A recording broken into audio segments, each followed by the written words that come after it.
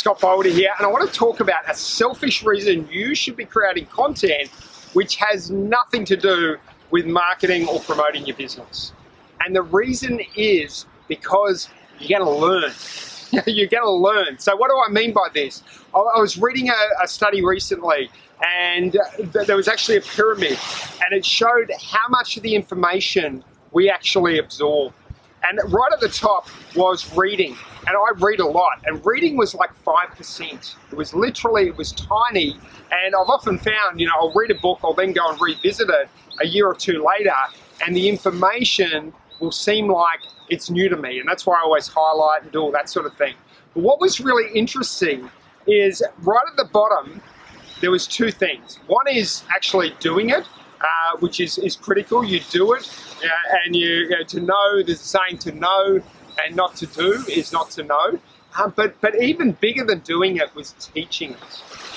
And this is very interesting. So what I'm getting from that is, if you learn something, if you read a book, why not carve that up into half a dozen pieces of content? Number one, it's going to give you exposure to your target market. It's going to build you as a thought leader, as an authority, and you're going to be adding massive value because you're summarizing something which has taken you 4 hours to read into like 10 minutes and giving your individual spin on it.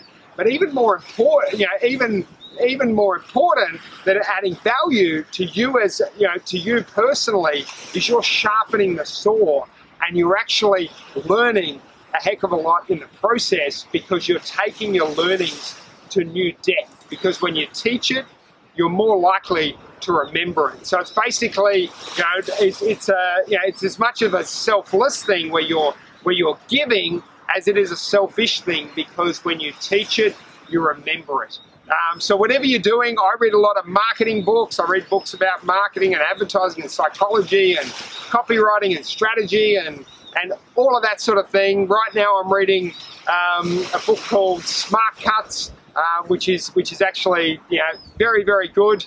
And I read an amazing book over the holidays called Why Greatness Cannot Be Planned, which through my perception of goal setting and setting objectives on its head. And but these are the things, by teaching it, by teaching all this stuff, I'm going to be far more likely to let it sink in and truly learn it. I encourage you to do the same. Thanks for tuning in today. If you've got any questions about what I've shared, please leave it below. And if you'd like me to share anything else, please let me know in the comments box below.